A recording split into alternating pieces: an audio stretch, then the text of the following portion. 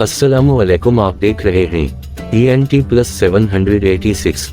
जिन्होंने हमारे चैनल को सब्सक्राइब नहीं किया वो सब्सक्राइब कर लें, और जिन्होंने मेरी वीडियो को लाइक नहीं किया और लाइक कर लें। चले हम आज की वीडियो देखते हैं। किस्त नंबर 15, सुल्तान जलालुद्दीन मोहम्मद ख्वारिज़्म शाह मुनबकरनी शेख मोहम्मद हयात। तरकान खातून की रैश गवानियां बदस्तूर जारी रहीं। अब उसने मलका जुबैदा के भाई मुल्क इस्माइल पर डोरे डाले और शादी की उम्मीद दिलाकर उसे इस बात पर आमादा कर लिया वो अपने भांजे बरकी रूप पर हमला करे। चुनांचे उसने रे पर फौजकुशी की, लेकिन इसे मुंह की खानी पड़ी। इसके बाद बरकी रूप की बादशाहत का ऐलान बगदाद में भी कर दिया गया। बरकी रूप की हुकूमत तस्लीम कर ली गई, लेकिन अभी इसकी मुश्किलात खत्म नहीं हुई थीं। बरकी रूप के मसाइब यही नहीं खत्म हो जाते। इसके बाद उसके चचा तौतश ने हमला करके जवान शाह को कैद कर लिया और इस्फहान लौकर जंदान में डाल दिया।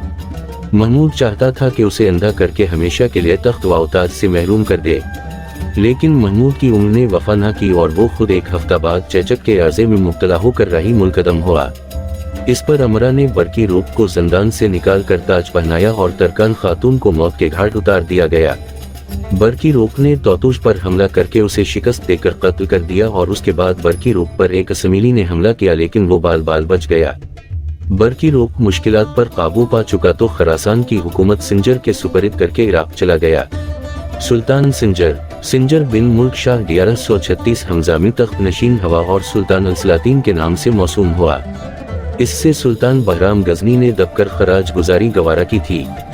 जब सुल्तान अलाउद्दीन गौरी जहां सोज ने बहराम को बेदखल करके गजनीन को फतह किया, तो सुल्तान सिंजर सल्जोकी ने पहुंचकर अलाउद्दीन गौरी को गिरफ्तार किया। सिंजर ने खरासान की हुकूमत संभाली तो 3 साल के बाद उसके भाई मोहम्मद ने इसके खिलाफ इल्म बगावत बुलंद किया। निजाम उल मलिक के बेटे मवीद उल मलिक ने मोहम्मद का साथ दिया, क्योंकि बरकी रूप ने उसे वजारत से मजूल करके अपना दुश्मन बना लिया था। सल्जोकी अहद का ये वो जमाना है जबकि शाही खानदान के मुतअद्दिद अफराद और वज़रा चुन चुन कर कत्ल कराए गए। बरकी रूप की वालिदा जुबैदा को मोहम्मद के हुक्म से गला घुंट कर मरवा दिया गया। मजदद उल मलिक, जो मवीद उल मलिक की मजूली के बाद वजीर बना था, तेग इंतकाम का निशाना बना। मवीद उल मलिक को बरकी रूप के हुक्म से मौत के घाट उतार दिया गया। आखिर इस खूनी ड्रामा के बाद कुछ देर के लिए भाइयों में सुलह हो गई।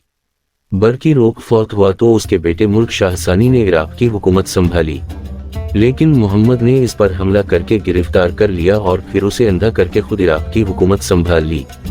जब मोहम्मद फौत हुआ तो इसका बेटा महमूद 14 साल की उम्र में तख्त नशीन हुआ। इसने तख्त नशीन होते ही खरासान पर चढ़ाई की, जहां इसका ताकतवर चचा सिंजर हुक्मरान था। सिंजर ने सादा के मैदान में उसे शिकस्त दी। आखिर इसकी खता से दरगजर करके अपनी बेटी महमूद की शादी इसके साथ करके इराक हुकूमत भी उसी को दे दी।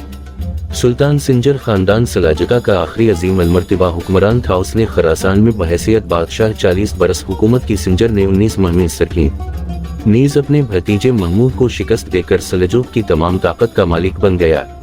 1130 हमजा में उसने मावरानहर के हाकिम अहमद खान पर हमला किया, क्योंकि इसने खराज देना बंद कर दिया था। समरकंद पर कब्जा करके अहमद खान को कैद कर लिया, लेकिन बाद में रहा करके इसकी काबिलियत से मुतासिर होकर उसे बहाल कर दिया।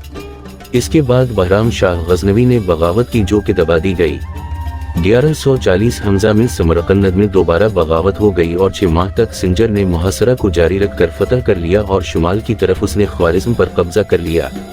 सुल्तान सिंजर का गजनी पर हमला। बहराम गजनवी चूंकि सुल्तान सिंजर सल्जोकी की सियादत को तस्लीम कर चुका था, लिहाजा उसने हिंदुस्तान से सुल्तान सिंजर के पास फरियादनामे भेजे। सुल्तान सिंजर ने दूसरे साल हमला करके गौर व गजनी को फतह करके अलाउद्दीन को अपने हमराह ले गया। अलाउद्दीन गौरी ने जो कुछ गजनी में किया था वो जोश इंतकाम से किया, वरना वो बहुत समझदार और दूर अंदेश और काबिल शख्स था।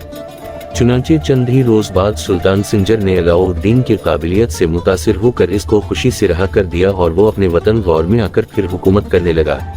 सुल्तान सिंजर की शिकस्त। मुल्क शाह ने अनुशतगीन को खिदमात के सले में ख्वारिज़्म या खैवा की हुकूमत दी। इसके बाद इसका बेटा कुतुबुद्दीन मोहम्मद इसका जानशीन बना, लेकिन चीनी तुर्किस्तान के इलाके खता से कराखताइयों ने इस पर हमला कर दिया और फतह हासिल कर रखे कुतुबुद्दीन को खराज देने पर मजबूर कर दिया।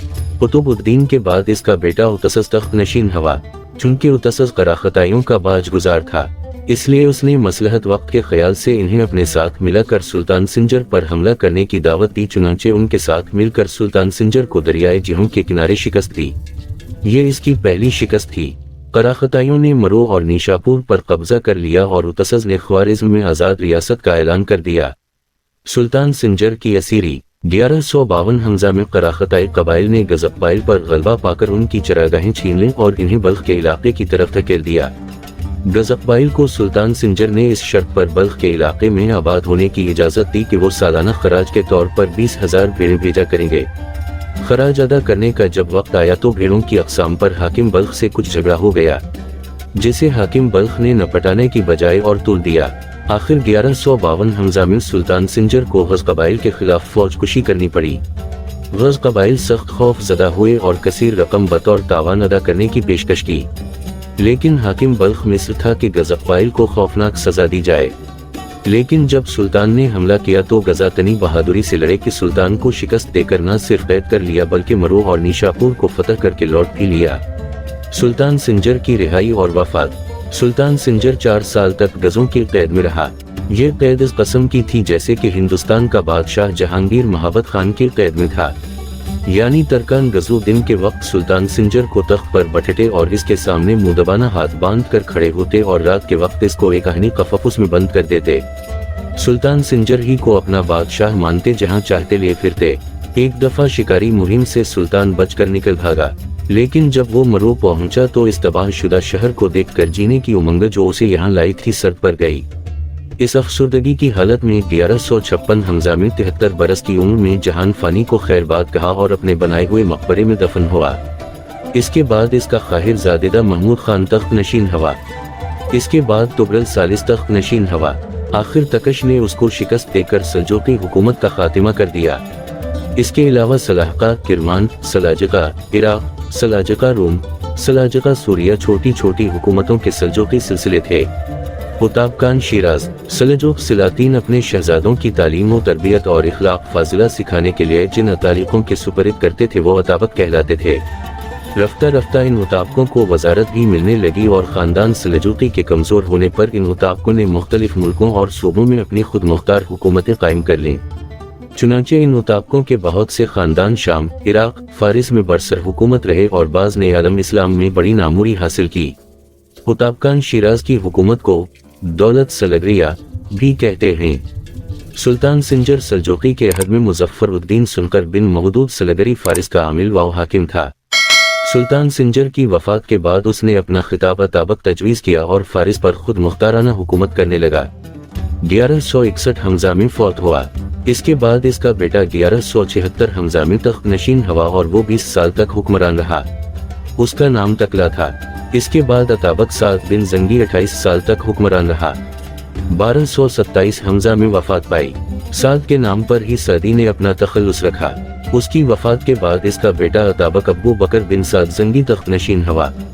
اس کے عہد میں ہلاکو خان کے ہاتھ سے بغداد کی تباہی عمل میں آئی۔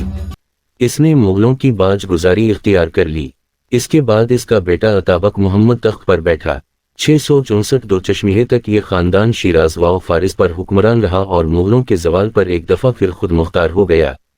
اس کے بعد تیموری دور آ گیا۔ اپنی اور اپنی فیملی کا خیال رکھیے گا، پھر ملیں گے، اللہ حافظ۔